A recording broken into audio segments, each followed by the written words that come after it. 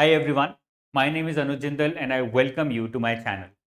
आज हम लोग बात करने वाले हैं यूजीसी नेट 2023 के एक्सपेक्टेड डेट के बारे में। बहुत सारे स्टूडेंट्स के डाउट्स आ रहे थे कि सर हम तैयारी करें कि ना करें। In the past 3 to 4 years the examination has been so haphazard कि हमें ही नहीं समझ आ रहा एग्जाम होगा कब। Well, we are going to understand the past trend and try and calculate कि इस साल एग्जाम कब होना चाहिए और कब होने वाला है। Now I would like to bring out this disclaimer कि ज़रूरी नहीं है एग्जाम उसी डेट पे हो, बट हमारा एनालिसिस काफ़ी डेप्थ में है और उसके बेसिस पे मैं आपको बताऊंगा कि आपको तैयारी स्टार्ट करनी चाहिए या नहीं करनी चाहिए। करनी चाहिए तो एग्जाम के होने के चांसेस कब हैं, ठीक है ना। सबसे पहले I want to bring out to you this information कि भाई लास्ट टाइम जब एग्जाम अपनी डेट से हुआ था वो हुआ था 2019 में। 2019 के बाद कोविड आ गया। उससे पहले 2020 से पहले हर साल 2 बार एग्जाम हुआ करता था। We use to have the examination somewhere in June and then somewhere in December. तो ये 2 मंथ्स हैं जहां पे एग्जाम होता है यूजीसी नेट का, ठीक है ना। 2020 में कोविड आने के बाद सब कुछ उल्टा सीधा हो गया। The NTA also did not know, UGC also did not know कि कैसे डील करे, because lakhs of students write this exam every year, in fact every semester. 2020, 2021, 2022 ये 3 साल लग गए यूजीसी को या एनटीए को फिगर आउट करने में कि एग्जाम को नॉर्मलाइज कैसे करना है, रेगुलराइज किस तरह से करना है। 2023 वाज द फर्स्ट ईयर जिसमें कि यूजीसी चेयरमैन ने भी बोला कि इस साल हम एग्जाम को टाइम पे कराएंगे, students do not have to worry, because बहुत सारी वैकेंसीज हैं जो उनको फिल करनी है। बहुत सारे लोग हैं जो वेट कर रहे हैं कि हमें लेक्चरर, प्रोफेसर, इनकी कैपेसिटी में काम करना है। और उसके लिए बिकॉज यूजीसी क्वालिफाइंग एग्जाम है, ज़रूरी है, उसके बिना आप नहीं कर सकते, तो ये स्टूडेंट्स खाली बैठे हैं तब से। तो यूजीसी चेयरमैन ने भी बोला कि इस साल हम टाइम पे एग्जाम कराएंगे, the students do not have to worry. अब एक बात समझ लेते हैं कि 2019 में एग्जाम किस तरह से हुआ था, क्या डेट्स 2019 में और उससे पहले भी क्या डेट्स फॉलो की जाती थी। 2019 की बात करें तो ऑनलाइन एप्लीकेशन जो थी वो सितंबर 9 को आ गई थी। This I am talking about the December attempt, June attempt तो हो चुका है, दिसंबर अटेम्प्ट की बात कर रहा हूँ। तो सितंबर, अक्टूबर, नवंबर, नवंबर एंड देन दिसंबर, ठीक है ना। तो 3 महीने पहले, 3 महीने एडवांस में आपको पता लग जाता है कि भाई एग्जाम होने वाला है। Are these 3 months enough to prepare? For some students, specially those students जिनका पेपर 2 स्ट्रांग है, उनके लिए ये डुएबल होता है। बट अगर आप ऐसे स्टूडेंट हैं जिनका पेपर 2 स्ट्रांग नहीं है और पेपर 1 में मैथ्स रीजनिंग भी वीक है, then it might be a challenge, because maths, reasoning, English को मास्टर करने में थोड़ा ज़्यादा समय लगता है। अगर ये केस है कि आप स्ट्रांग हो तो थोड़ा वेट कर सकते हो। अगर लगता है कि यार मेरी पेपर 2 भी उतना स्ट्रांग नहीं है और पेपर 1 में मैथ्स रीजनिंग भी थोड़ा वीक है या एवरेज है, तो फिर आपको स्टार्ट कर देनी चाहिए तैयारी 3 महीने से पहले ही। उसके बाद last day to apply online October 9 को थी in 2019। That means a good 1 month was provided for you to decide and then to apply for the examination. October 9 के बाद भी आपके पास 2 महीने पूरे रहते हैं। रिलीज ऑफ एडमिट कार्ड नवंबर 19, उसके 1 महीने बाद आपके पास एडमिट कार्ड आ जाता है, well timed, well before the examination. Normally admit card 1 week पहले, 10 दिन पहले दिया जाता है, यहाँ पे काफ़ी जल्दी एडमिट कार्ड दे दिया जाता है। UGC NET exam start date December 2 and end date is December 6। 4 दिन 5 दिन अप्रोक्सीमेटली एग्जाम चलता है, because it's a big exam with a lot of paper 2 candidates, हर एक की स्पेशलाइजेशन अलग होती है, तो इसलिए एग्जाम काफ़ी लंबा चलता है, ठीक है ना।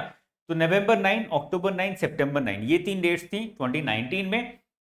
In 2023 also, based upon the prediction that has been made by the UGC chairman himself, हम लोग एक्सपेक्ट कर रहे हैं कि इसके अराउंड ही डेट्स आनी चाहिए, बिकॉज 2023 में अभी तक जो भी एग्जाम हुआ है यूजीसी का वो काफ़ी स्ट्रक्चर्ड तरीके से और ऑर्गेनाइज तरीके से किया गया है।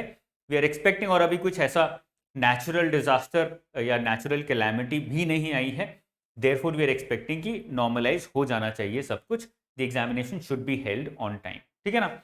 उसके बाद रिजल्ट आने में ज़्यादा टाइम नहीं लगाते हैं, they take not even a month. December 31, 2019 को रिजल्ट आ गया था।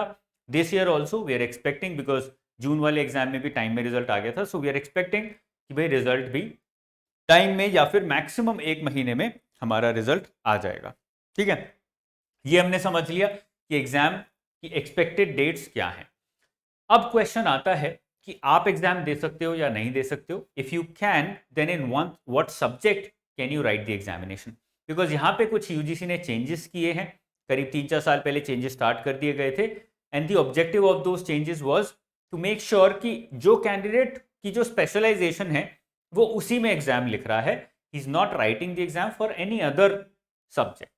क्योंकि नॉर्मली लोग क्या करते थे, मैंने भी ये किया था, बहुत सारे अलग अलग सब्जेक्ट्स में एग्जाम भरा, उनको क्लियर करा, और फिर एक मेरे पास क्वालिफिकेशन आ गई that I have qualified UGC net in commerce, in management, in human resource या फिर लेबर वेलफेयर, इस तरह से ऐड करते जाते थे लोग।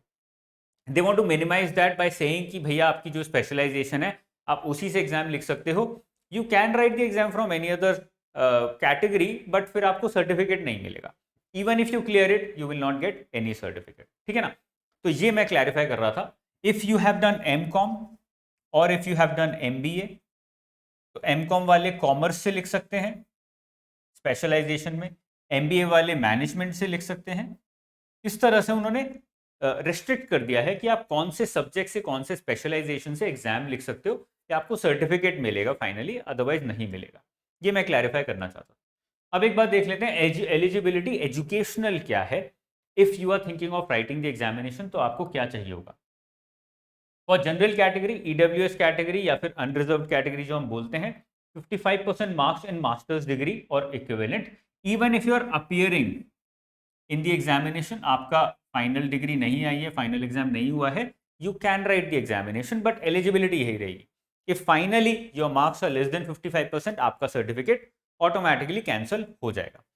50% मार्क्स चाहिए इन master's degree for reserved categories, जिसमें कि ओबीसी आएगा, एससी एसटी आएगा, पीडब्ल्यूडी आएगा, जेंडर बेस्ड आएगा, थर्ड जेंडर आएगा, तो उसमें 5% इन्होंने कम कर दिया है। ठीक है ना। अब मैं एक बार, हमने एजुकेशनल एलिजिबिलिटी देख ली है, मैं एमबीए के बारे में या पीजीडीएम के बारे में एक बार आपसे डिस्कस कर लेता हूँ छोटा सा।